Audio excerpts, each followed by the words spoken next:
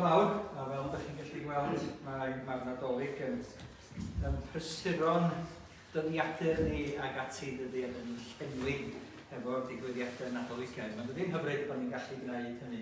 Chi'n cael gair o weddi wrth ni ddod yn hyd hefyd cyn i ni ganu yn carol gyntaf. O Dduw ein Tad, dyn ni'n diolch i ti am dy rôl fawr i ni yn Iesu Grist. Yn diolch i ti Arglwydd yn bod ni'n gallu dod yn hyd yma, y bore yma, er mwyn cynnig yn rhodd ni o ddoliad i chdi. Yn rhodd ni o gariad tuag ata ti. Yn rhodd ni o gariad tuag at yn gilydd Arglwydd a tuag at y byd. Hefyd pan ydyn ni'n troi allan eto i'r llym herfeiddiol byd yma. Ac Arglwydd da, dyn ni'n gofyn i ti yn helpu ni fel yr rhoddais di bob peth i roi o'n hunain yn llwyr i'r gwasanaeth di. Ac i fwynhau, ac i ryfeddu at yr hyn a rwy ti wedi wneud yn ymplith ni ac rydyn ni'n parhau i'w ddathlu a'r cyfle mae'n dod eto i ni yn Nadolig hwn i ddathlu yn gnawdoliad ni yn ymplith ni. Mwyn den. Amen. Amen.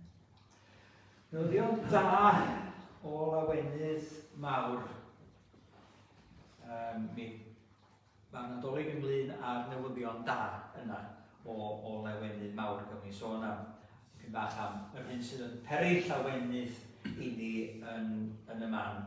Ond sy'n peri Llawenydd allan ni'n yma. Ni sôn am chwaneg o bethau nes ymlaen ydy bod na'n wedi cael dychwelyd adre ato ni. Bore yma gyfalch iawn o hynny newydd dars. O man y Llawenydd uwch, na'r pethau yma hyd yn oed i'w mwynhau.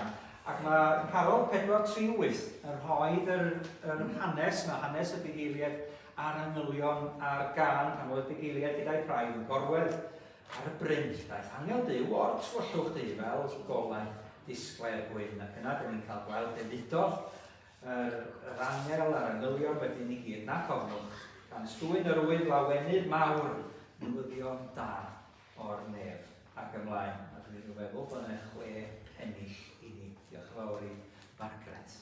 Oh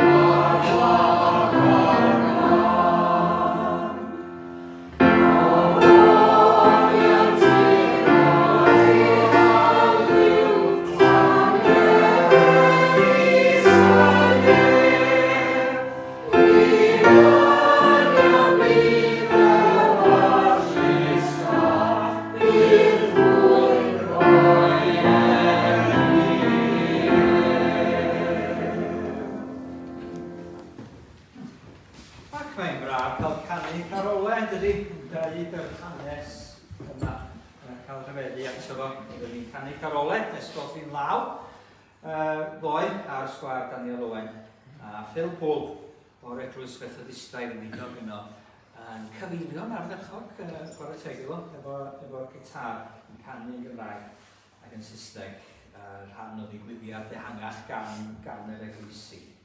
Hyfryd dros ben. A dyna ni stori'r bugeiliaid ar angylion, mi gliwn i'r hanes yna eto yn y man. Mae'n hanes sydd yn sôn ac yn cynnwys ac yn crisialu newyddion da o Llawenydd mawr. A mae da ni'n licio stori yn ydyn, sydd yn stori dda, sydd yn darfod yn dda, sydd yn plot da i gochwyn, ac sydd yn cael ei dwyn ynghyd ac sydd efo diwedd da hefyd. Stori felly, di stori Ruth, llyfr Ruth yn yr Hen Testament. Da ni wedi cael y fraint yn y Seiat o fynd drwy'r hanes yna yn y cyfnod yma sydd yn arwain i fyny at yr Adfent a'r Nadolig. Weld y cymariaethau yna hefo'r stori. Yr rhai o bell yn cael ei croesawu yn agos, y ffyddlondeb yna mae Ruth yn ei ddangos tuag at Naomi. Dy bobl di fydd fy mhobl i, dy ddiw di fydd yn nyw unau ag ati. Boas y gwaredwr sydd yn fodlon, yn barod ac yn gallu gwared Ruth a'i theulu i gyd o dlodi a sicrhau i henw nhw i barhau yn Methlehem o bob man. A dyna sydd yn rhoi y cyswllt i ni hefo Bethlehem yna, pam bod y stori yna, siŵr o fod, oherwydd fod o'n dweud be oedd tarddiad y brenin Dafydd, ac o lle oedd hwnnw'n dod o'r lle bach yna o'r enw Bethlehem. A be oedd y llinach ag ati, mae Boas yn dad i Obed, mae Obed yn dad i Jesse, mae Jesse yn dad i Dafydd ag ati. Ac mae Iesu yn Methlehem. Dyw yn trefnu bod Iesu'n cael ei enni y Methlehem o bob man. Lle bach di nod hwnnw o linach Dafydd o bob llinach hefyd. Does dim yn amhosib gyda Dyw, fel maen nhw'n dweud, yr angel yn cyhoeddi wrth mae'r. Ond, ys yn sydyn i ni gael meddwl am y newyddion da sydd yn dod iddyn nhw fama ar diwedd y stori. I'r cymeriadau i gyd, a'r llawenydd sydd yn perthyn i'r stori yma. Mae'r cyfan yn gysgod o'r llawenydd mwy sydd i ddod.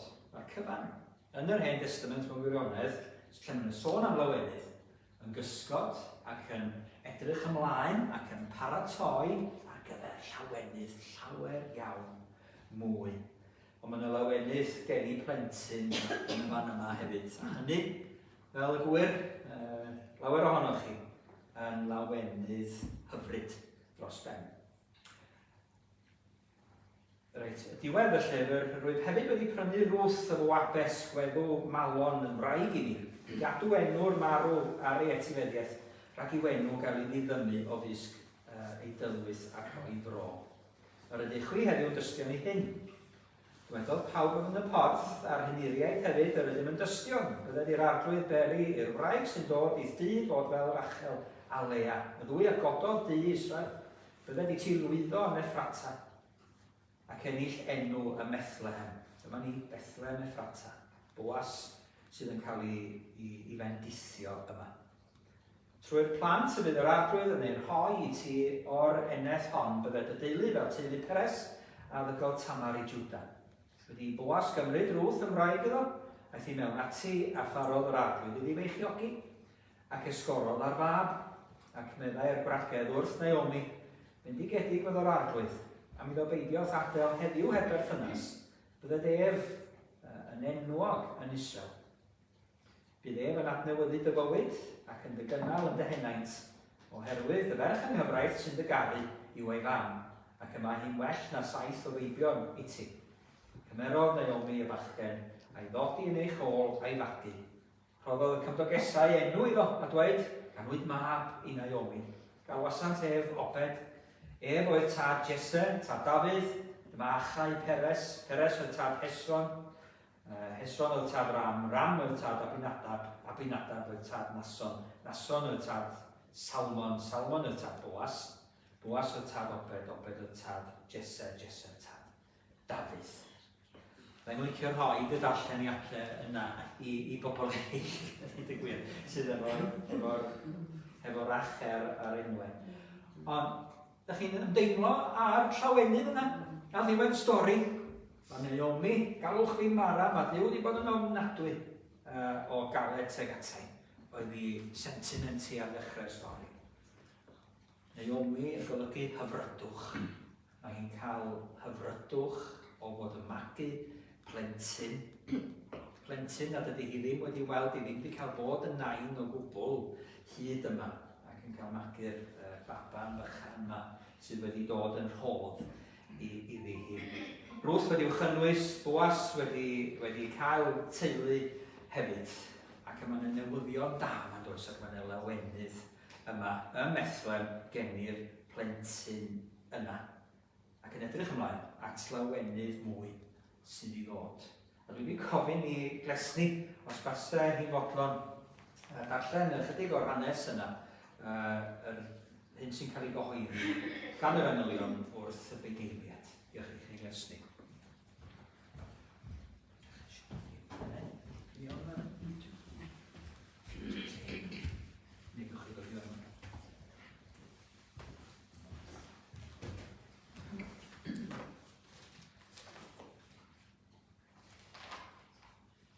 Bugeiliaid a'r anylion. Yn yr un ardal, yr oedd bugeiliaid allan yn y wlad yn gwarchod eu praidd liw nos, a safodd angel yr arglwydd yn ei hymyl, a disgleiriodd gogoniant yr arglwydd o'i hymgylch, a daeth arswyd arnynt. Yna dywedodd yr angel wrthynt, peidiwch ag ofni, oherwydd wele, yr wyf yn cyhoeddi i chwi yn newyddion da am lawenydd mawr a ddawi'r holl bobl. Galwyd i chwi heddiw yn rhef Dafydd, waredwr, yr hwn yw'r Meseia yr arglwydd. A dyma'r arwydd i chwi. Cewch hyd i'r un bach, wedi ei rwymo mewn dillad baban ac yn gorwedd mewn preseb. Yn sydyn, ymddangosodd gyda'r angel dyrfa o'r llu nefol yn moli Duw gan ddweud. Gogoniant yn y goruchaf i Dduw, ac ar y ddeiar tangnefedd ymlith y rhai sydd wrth ei fodd. Wedi'r anylion fynd ymaith oddi wrthynt i'r nef, dechreuodd y bugeiliaid ddweud wrth ei gilydd, gadewch i ni fynd i Bethlehem a gweld yr hyn sydd wedi digwydd, y peth a hysbysodd yr arglwydd ni amdano.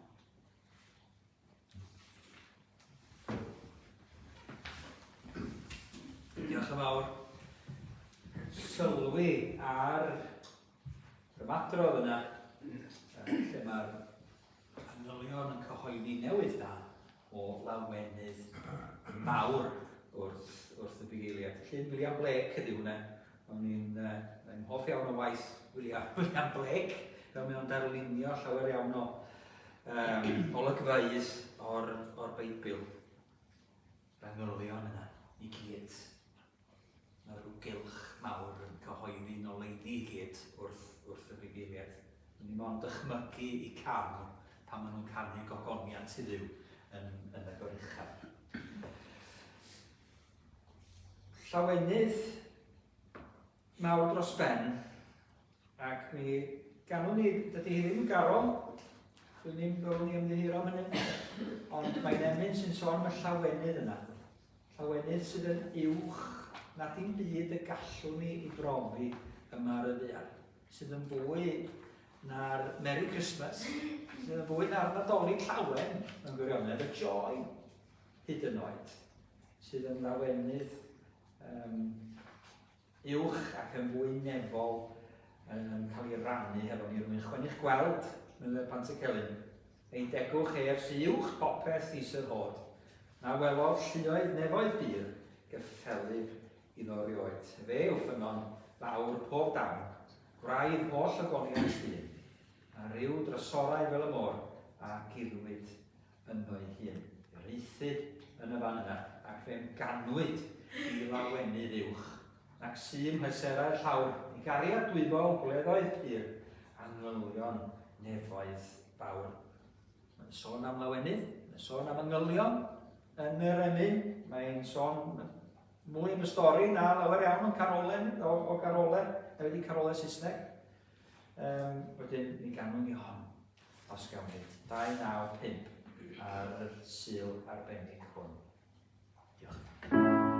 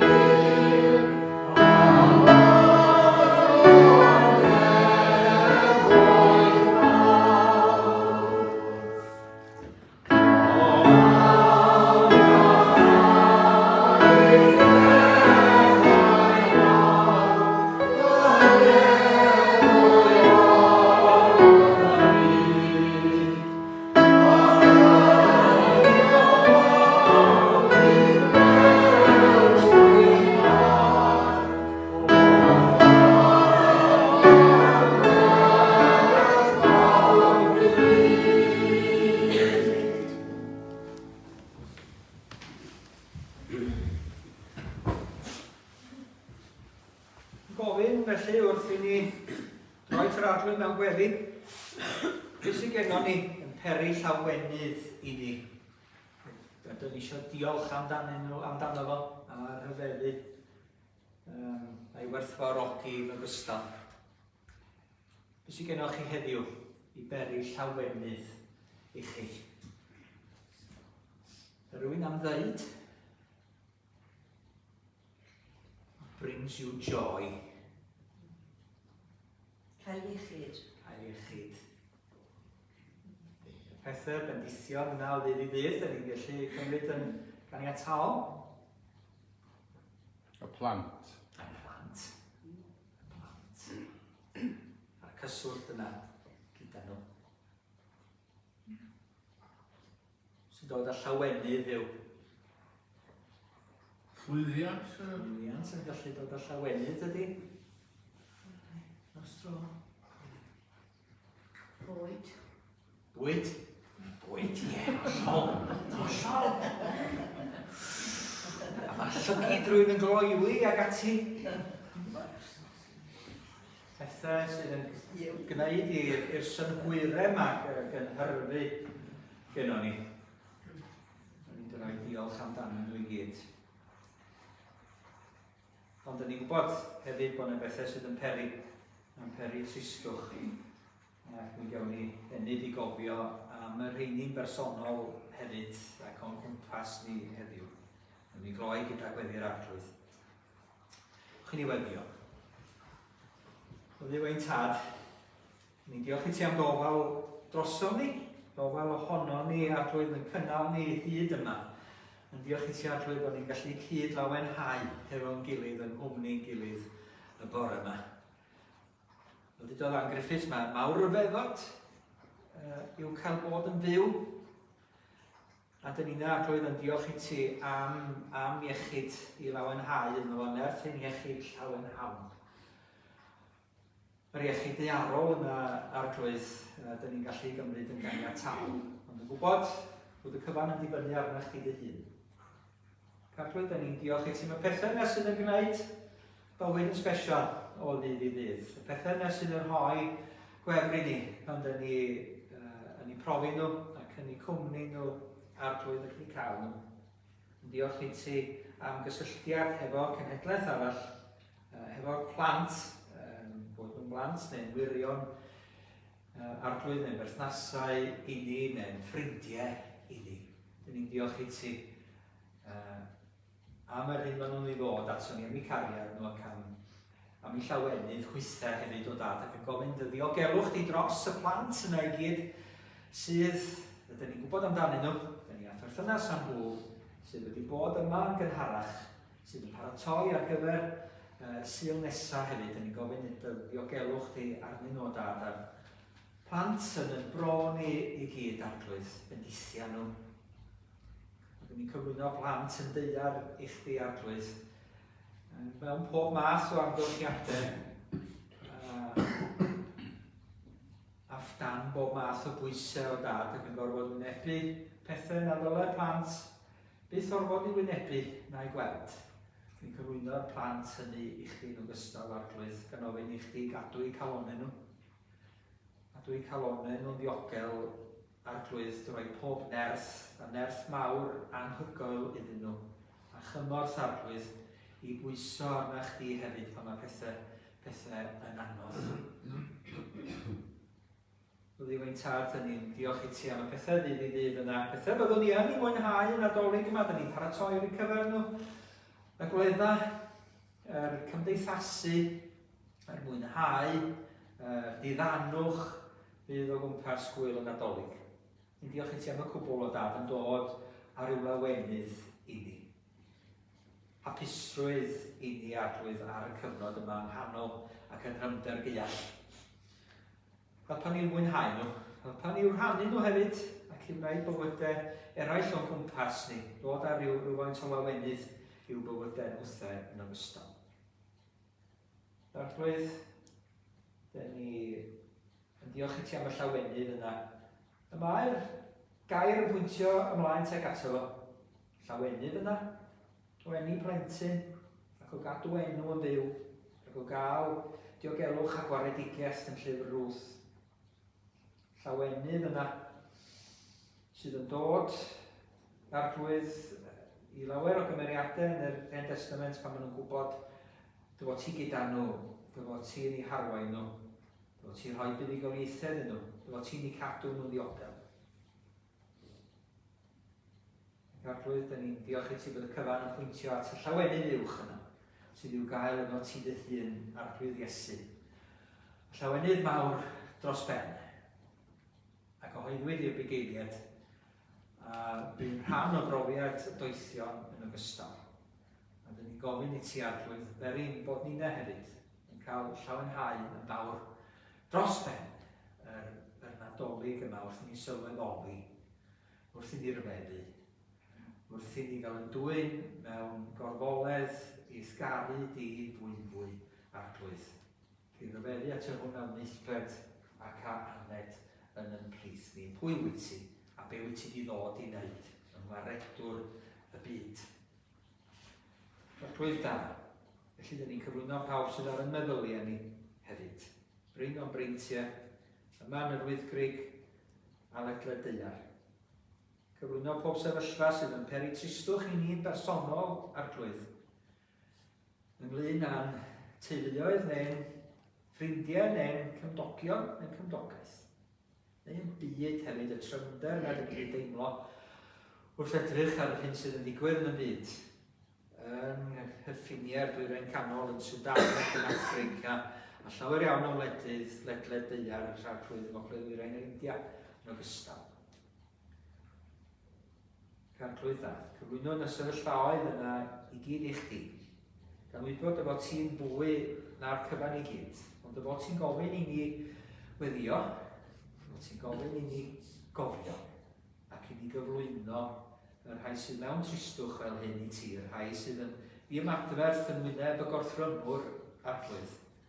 Byddi di fel mae mae'r angel mae'n cyhoeddi i Mair, byddi di'n troi y byrddau, byddi di'n dwy'n cyfiawnder eto i'r rhai sydd heb gyfiawnder, byddi di'n darostwm llywodraethwyr yn arglwydd sydd yn caru trais ar rhyfel. Y byddi di ni distewi nhw arglwydd. Y byddi di ni peri bod nhw'n byd. Ac y byddi di'n codi'r rhai eto arglwydd dros bobloedd. Bydd yn caru'r rhyddid arglwydd ac yn barod i wneud cyfiawnder ac i drigarhau.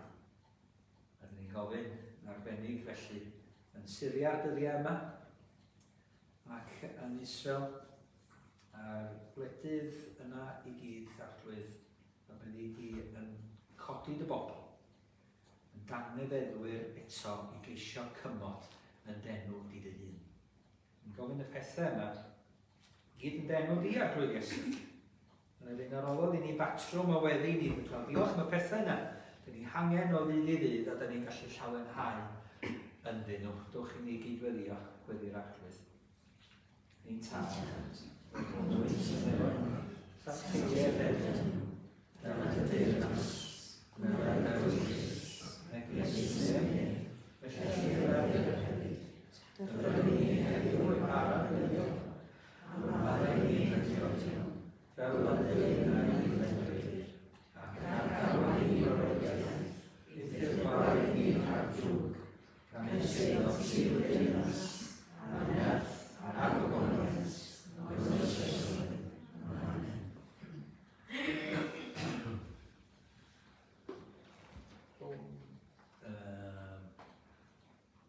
Ganwyd Iesu, 477. Ganwyd Iesu yn dyddiau Herod. Ganwyd Iesu'n brenu nef, mae'n sôn yma am ei wyneb o, a ni'n ei gael yn ei wyneb o. Ac uwch y lle gorweddau'r bychain, i Llawenydd mawr dros ben. Hwn ei moliant uwch ei breser, mae'n gogoniant yn ei wyneb. Ac ymlaen. 477.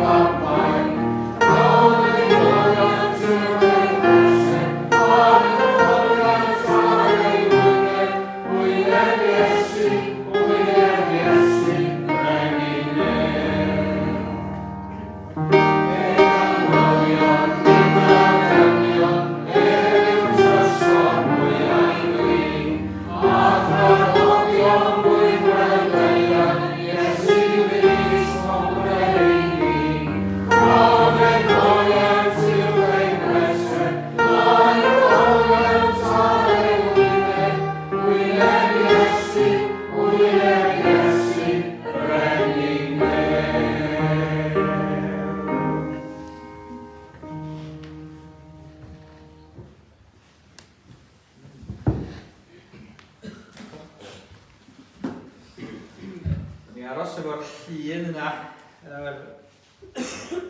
llawenydd mawr dros ben, a dyn ni'n cofio, a dyn ni'n dymuno, dyn ni'n dechrau dymuno Nadolig llawen yn dydyn. Tach yn dechrau Rhagfyr, felly. Mae'n legitimate i ni ddechrau dymuno Nadolig llawen.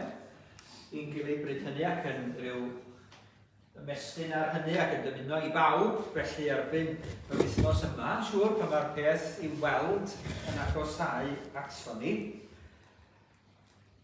Ac yn meddwl am yr holl bethau sydd yn mynd i beri llawenydd yr Nadolig yma i ni.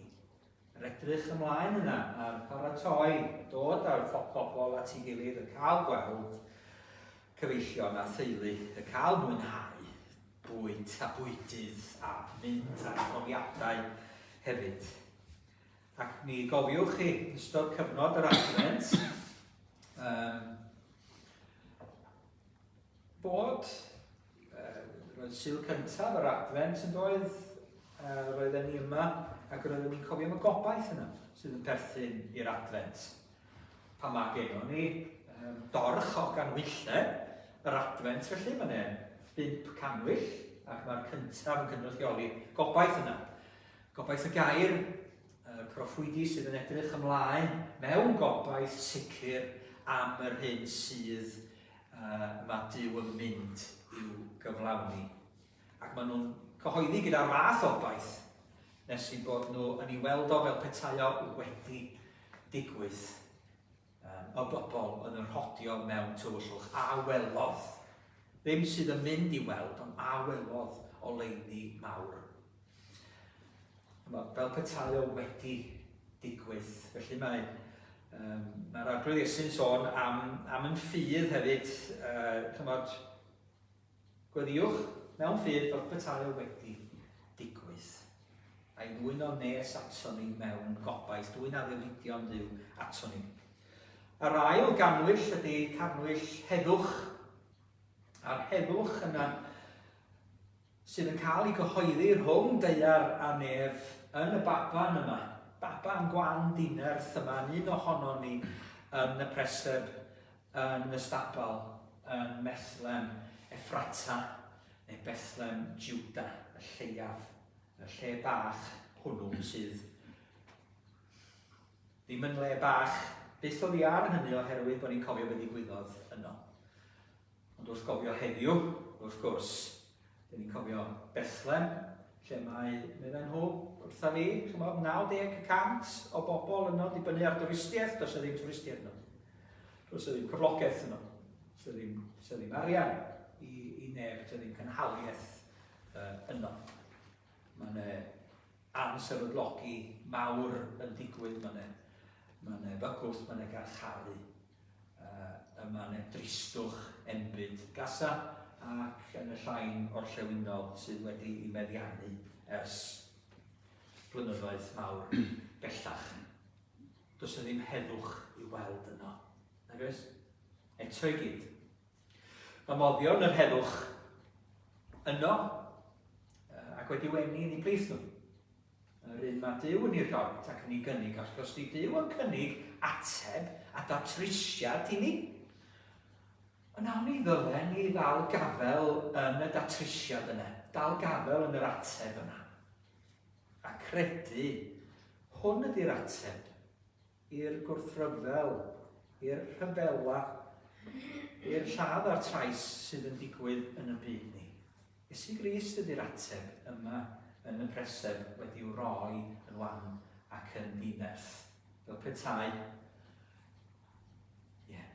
Dyw ddim yn gwneud rhywbeth mawr a flashy felly.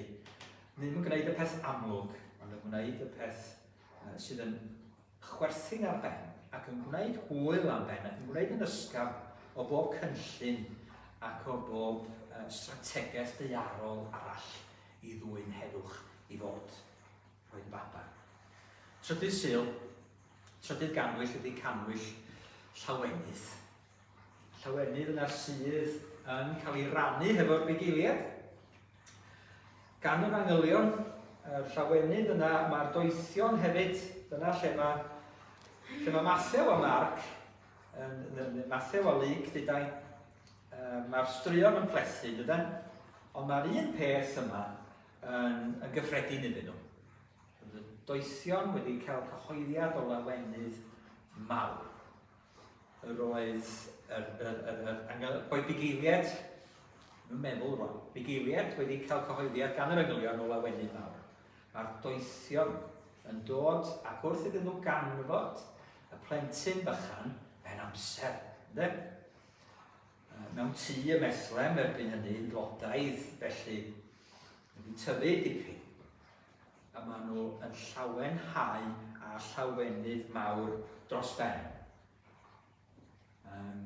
Mae Beibl.net yn dweud, weithiau mae'n o'r rhagori, felly, ond nid yn y fan yma, mae'n dweud roedd yn wrth i bodde, pan welson nhw'r plentyn. Ond be mae'r gair yn ei ddeud mewn gwirionedd ydy they rejoiced with exceedingly great joy.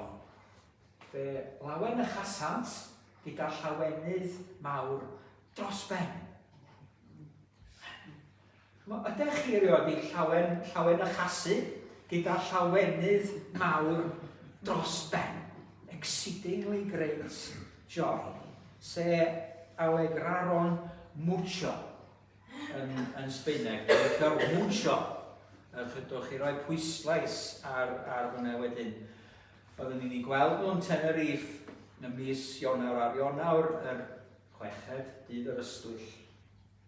Dydd cofio'r brenhinoedd yn dod yn llawenhau yno. Y fath o rymdaith, y fath garnifal na welson ni mwy debyg erioed o'r blaen.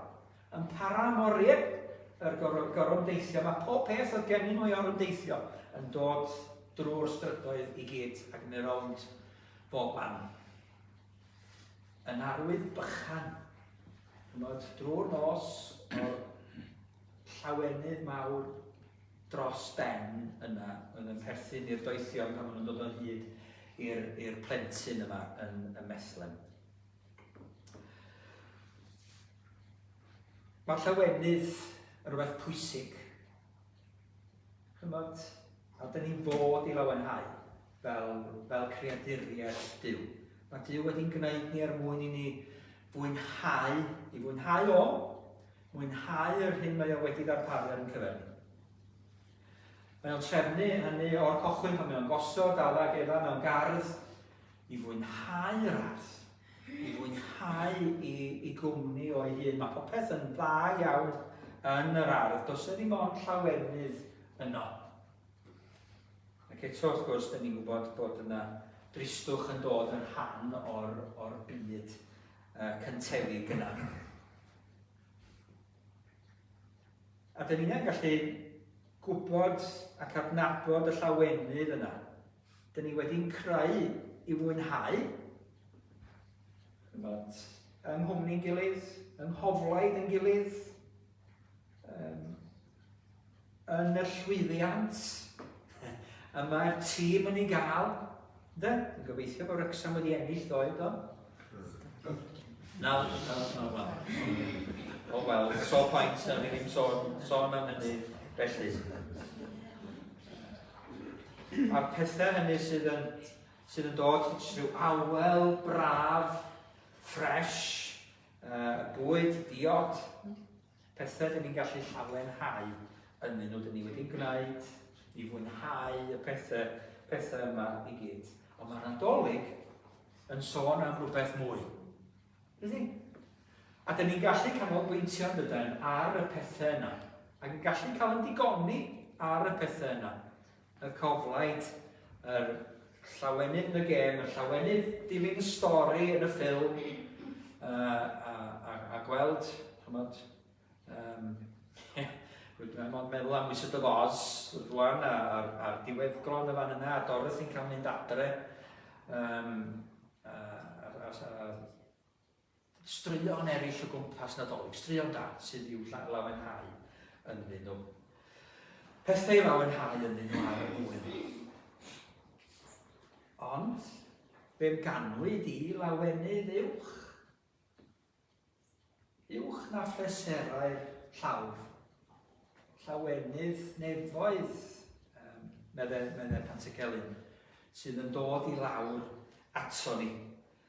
Ac yma'r adnodau yma, cyhoeddi i'r bugeiliaid, yr newydd da o lawenydd mawr,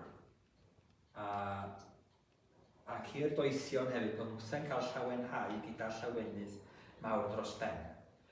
Yn arwydd o hynny, yn arwydd o'r hyn sydd yn gosod yn adolyg ar wahân rwsyd, yn ei godio, yn ei elefetio fo yn uwch.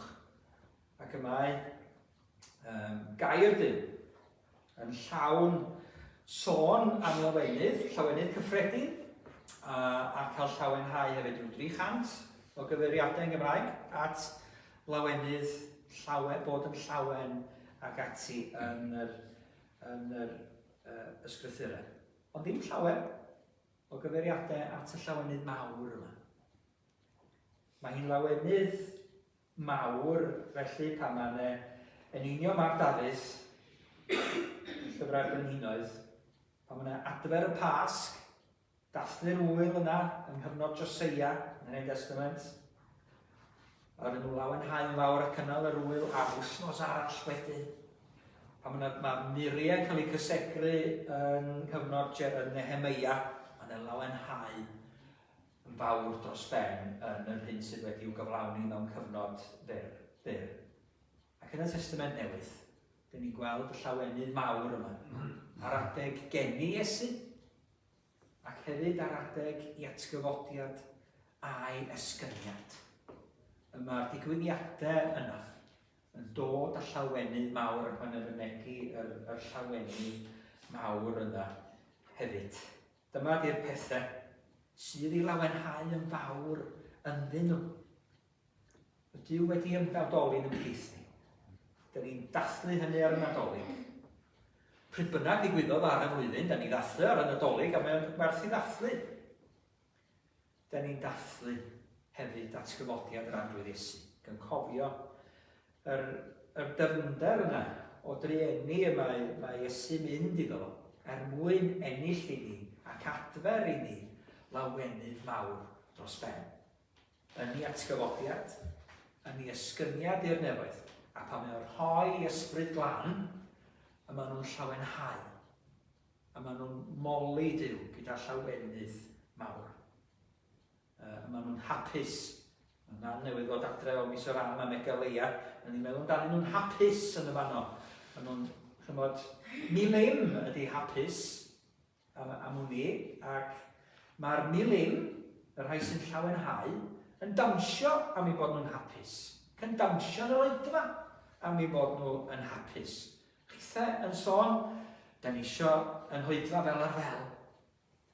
A da ni isio gadael y set ffrynt yma yn fama, achos ydych chi'n meddwl mod i drewin yn rhywbeth. Ond, isio symud y set, yr pres ffrynt yma da ni, a petani yn mis o'r am, mi fydden nhw'n milim, ac mi fydden rhai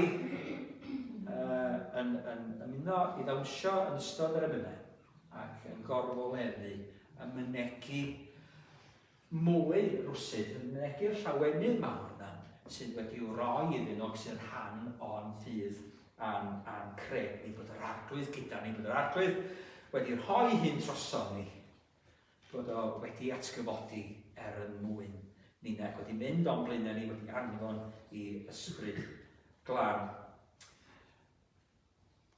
Ac yma uchelder mawr o lawenydd i weld yn y darlleniad, felly ac yn hanes Nadolig. Mae'n eithafoedd mawr o lawenydd i weld, ac mae'n ddyfnderoedd o lawenydd i weld. A jyst deud rhyw frawddeg am y 3 peth yna. Yr uchelder mawr o lawenydd sy'n cael ei weld yma. Clywch lir nef yn seinio'n un. Llawenydd yna sydd yn y nefoedd am bod Iesu wedi enni. Yn sydyn, maen nhw'n ymddangos, a does dim posib i un ymddangos ar ben ei hun, maen nhw'n ymddangos i gyd, wedyn maen nhw gyd yno yn barod i ddod. Ac petawn ni wedi meddwl a di gallu dod o hyd efo, mae yna lun da chi wedi weld o'r blaen i fyny ar y wal yma. Yr angylion yna yn leinio fyny mewn ciw rwsyd ac yn gwthio i mewn ar ei gilydd mwyn cael cip ar y baban Iesu sydd yn gorwedd yn breseb. Yn rhyfeddu at yr hwn sydd wedi wenu ymhlith dynion. Y nefoedd yn rhyfeddu ac yn llawenhau. Chwennych edrych ar y pethau hyn, y mae angylion, meddwl Pedr, ond mwyn ni gweld dynion, meddwl un o'r carolau plygain, y mae o yn bod ac y mae o wedi wenu, nid mwyn yr angylion, ond mwyn ninne. Ac mae'r angylion ac mae'r nefoedd yn rhyfeddu bod y baban, bod Iesu wedi enu yn ymhlith ni. Ac mae'n rhywbeth o hynny yn ymateb y bugeiliaid wedyn ar ôl iddyn nhw fynd adre ac na allan nhw ddim cynnwys continio i Llawenydd bod rhaid nhw'n cael rhannu hwnnw. Ac yn y Llawenydd yna mae'r doethion yn ei brofi. Na wyddan nhw ddim am ddiw Israel mewn gwirionedd ar hyn mae o wedi wneud i'w bobl. Ond eto, mae'r bobl mawr gwledydd paganaidd yn dod ac yn dod at darddle ar lle lle mae'r seren yna yn sefyll dyfnach oedd honno ac yn oedyn y fan honno ac yn gweld yr hyn sydd maen nhw wedi'w teithio i'w weld ac yn plygu lawr ac yn rhoi anrhegion i gyd. Mae'n uchder mawr yn y Llawenydd yma ar y Nadolig. Ac mae'n eithafoedd mawr, Dyw yn mynd i eithafoedd mawr mwyn rhannu'r Llawenydd yma efo ni. Nid i'r rai yma o'n rhannu. Nid i'r doeth a'r deallus, nid i'r rhai yn y palasau, nid i'r civil service, nid i'r rhai sydd angen gwybod pob peth, ac gyda chlust a dylanwad, teuluoedd brenhinol ac ati, ac sydd yn cael ei talu i fod yn ceisio cael dylanwad yn y fan honno. Yna rhyw sôn mawr y dyddi yma am China yn cael dylanwad, yn does? Nid i'r rheini y mae y Llawenydd yma dod. Dyn nhw'n cael ei brofio o gwbl. Ond y bugeiliaid sydd yn cael ei brofio i gochwyn yn gyntaf oll.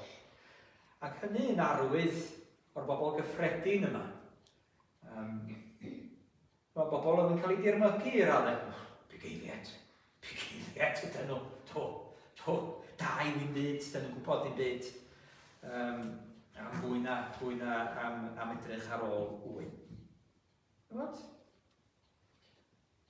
I'r heini mae'r newyddion da yma yn cael ei ymddiried yn gyntaf. Ac yn arwydd o'r eithafoedd y bydd Dyw yn mynd iddo fo, ac y bydd yr efengil yn cael ei rannu. Nid just i'r bugeiliaid yma, nid just i'r Iddewon, ond i'r cenhedloedd i gyd, ac yn torri lawr y muriau rhwng pobl a'i gilydd, rhwng y du a'r gwyn, rhwng y merched a dynion, rhwng rhai sydd yn gwybod a rhai sydd ddim yn gwybod, y rhai lleug a rhai sydd wedi i hordeinio. Ffermwyr a deintyddion a thrawon a seiri, ond i'n saer oedd yr proffesiwn ganwyd yr arglwydd Iesu i mewn iddo fo. Nid mewn un lle yma hwn yn unig yn cael ei gadw, ond mae o'n lledu i bob lle, ledled deuar. Dyna'r eithafoedd y mae'r newyddion da yma o lawenydd mawr i fod i'w gyrraedd. Ac mae'n y ddyfnder mawr yn y Llawenydd yma yn ogystal. A dyn ni'n meddwl yn y fan yma'r dyfnder, y gwaith, yr paratoi mae'r arglwydd yn mynd iddo fo mwyn bod yn cael ei enni'n bychan wan a dinas yn y breseg y methlem. Ac mae'n y ddyfnder o lawenydd yn y fan yma, sydd yn fwy nag unrhyw brofiad arall, sydd yn fwy dyrchafod nag unrhyw brofiad arall, sydd yn gryfach nag unrhyw brofiad arall. Ofni mae'r bugeiliaid, pan maen nhw'n gweld manylion, daeth ofn mawr arnynt. Ac mae ofn yn dydi, yr teimlad anesgwyth a nifyr yna sydd yn cael ei achosi pan ydych chi'n poeni am rhywbeth drwg neu peryglus sydd yn mynd i ddigwydd. Mae ofn real, does, pan ydych chi'n sefyll ar ymyl y dibyn ac yn trio peidio disgyn i lawr iddo fo. Mae'r adrenalin a'r ofn cydiad noch chi, weithiau ydych chi'n cael eich parlysu ganddo fo. A mae ofn wrth feddwl hefyd am yr hyn sydd yn anifyr i feddwl amdano. Mae'r bugeiliaid yn ofni. Ond mae hofn nhw yn cael ei droi yn llawenydd mawr dros ben. Ac mi allwn ni weld llawenydd fel yr gwrthbwynt i'r ofn yna. Wrth i ni feddwl am hanes y bugeiliaid yma. Yn profiad ni'na yn ogystal. Dyn ni'n meddwl am yr hyn sydd ei angen mwyn dileu ofn ydy falle dewrder a just stoiciaeth a cariwch ymlaen a dal ati a peidio meddwl amdano. Ond yr hyn sydd yn gryfach na fo mewn gwirionedd ydy llawenydd go iawn, llawenydd mawr dros ben. Ac mae o'n fwy nac unrhyw ofn, mae o'n fwy nac unrhyw dristwch, mae o'n fwy nac unrhyw ddioddefaint, mae o'n fwy nac unrhyw bechod. A dyma'r baban sydd yn ymgorffori ac yn ymgnawdoli y llawenydd yna. Llawenydd wedi'w ymgnawdoli, joy incarnate. Gŵr gofidus, fydd o, cyfarwydd a dolir, un fydd yn rhoi ei hun a'i fywyd yn aberth dros eraill, mwyn ennill i ni lawenydd mawr dros ben.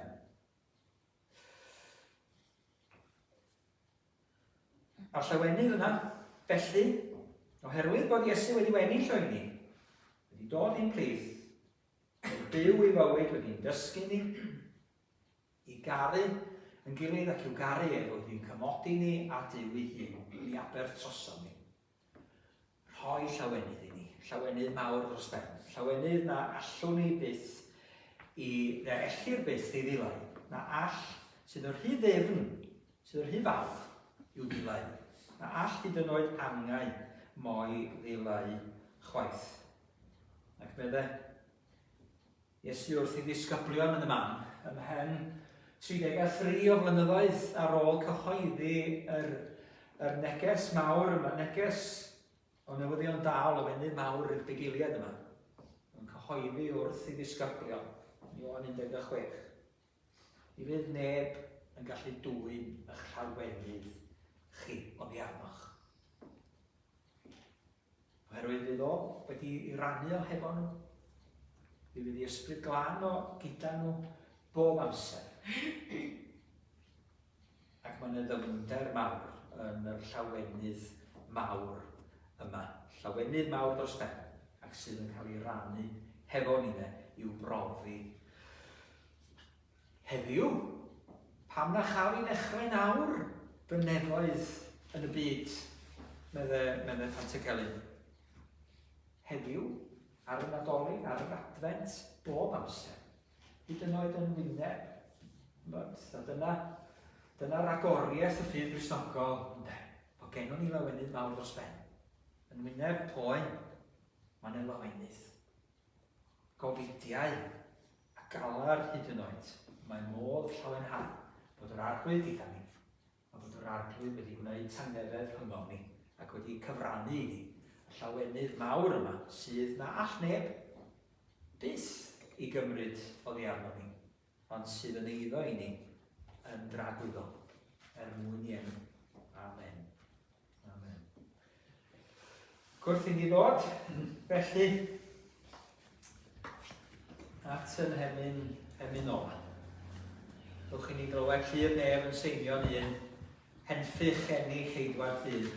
Heddwch sydd rhwng nef a llawr, yw a dyn sydd un. Yn awr, dewch bob cer lys yr hod. Unwch ar anglylau brod. Loeddiwch oll a llawen dren ganwyd Crist ym Methlehem. 4-5 dan.